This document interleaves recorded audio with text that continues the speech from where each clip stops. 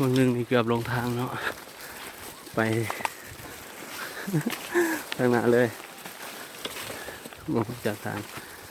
มาทำยิดคือว่าไปแล้วไม่ออกอ๋อไปก่อนเลยบางหนึ่งนี่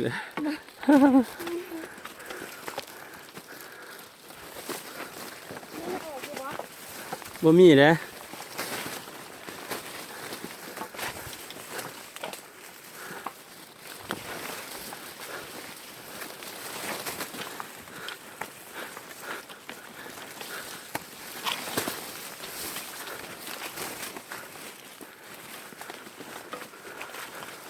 เอาก็เดินตรงเดินป่า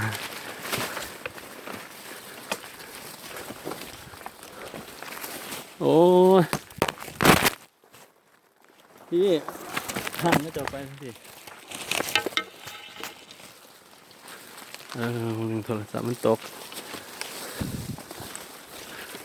โอ้มันหลดลายทางอีกทีเนาะ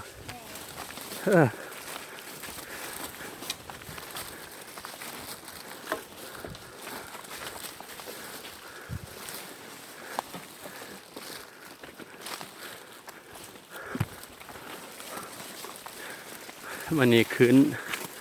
มันยังมีล่อง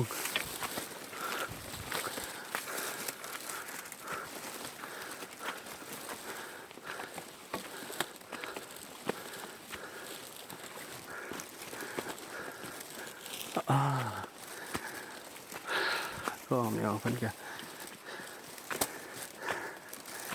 มาโดยจิตศรัทธาอยู่ดี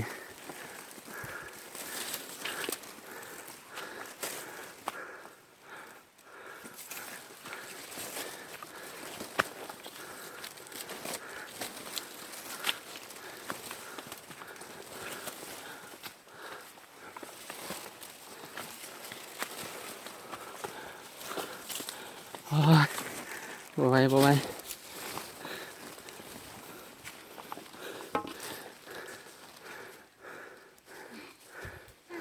พักผ่อนก่อนเจ้าเก่งไป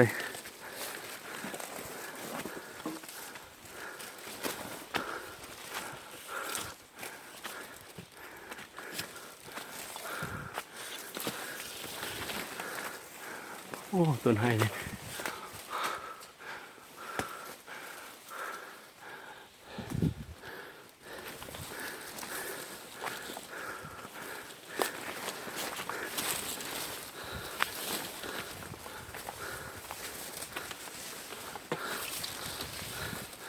มาพอสัญลักษณ์อีกแล้ว